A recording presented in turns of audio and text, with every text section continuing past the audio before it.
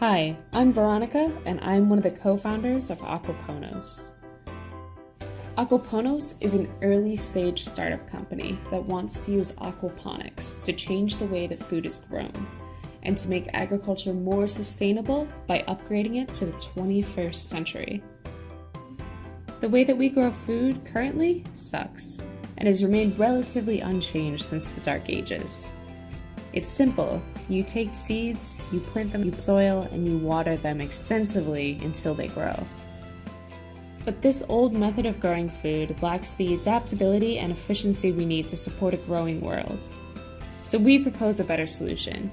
We want to use aquaponics, a unique biology hack that combines plants grown hydroponically in water with fish to form a sustainable closed-loop system. We'll use this technology to create an aquaponic gardening kit that'll allow us to bring food production to the individual level and into the home.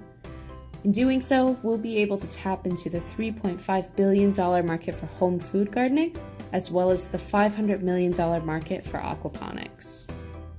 We hope you'll join us on our journey to revolutionize the way food is grown.